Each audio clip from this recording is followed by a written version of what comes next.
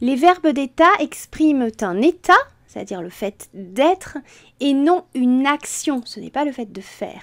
Voici plusieurs verbes d'état. Être, paraître, sembler, devenir, avoir l'air. On peut aussi dire apparaître au lieu de paraître, redevenir au lieu de devenir. Et ensuite, demeurer, rester, se révéler, se retrouver, retomber ou tomber, rester, naître, vivre, mourir, s'annoncer, se montrer, s'avérer. J'ai prononcé rapidement les premiers mots parce qu'en général, quand on pense verbe d'état, on les connaît plus ou moins par cœur et on pense directement être, paraître, sembler, devenir, avoir l'air. Voilà.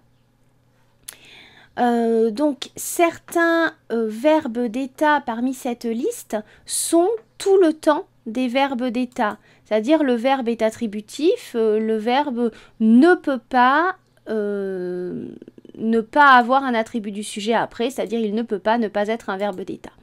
On va prendre des exemples. Elle semble sincère, semble est tout le temps un verbe d'état. Ce monsieur a l'air bizarre, avoir l'air est tout le temps un verbe d'état. Cela ne change jamais et le verbe ne peut pas quelquefois être un verbe d'état et quelquefois non, comme c'est le cas pour d'autres verbes.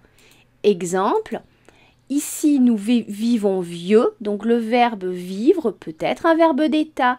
Ici vivre est verbe d'état puisqu'il est suivi de vieux qui a attribut du sujet nous.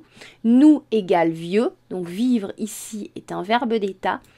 Alors que elle vivra jusqu'à 90 ans, au moins, vivra n'est pas un verbe d'état parce qu'il n'est pas suivi d'un attribut du sujet, il exprime une action en fait.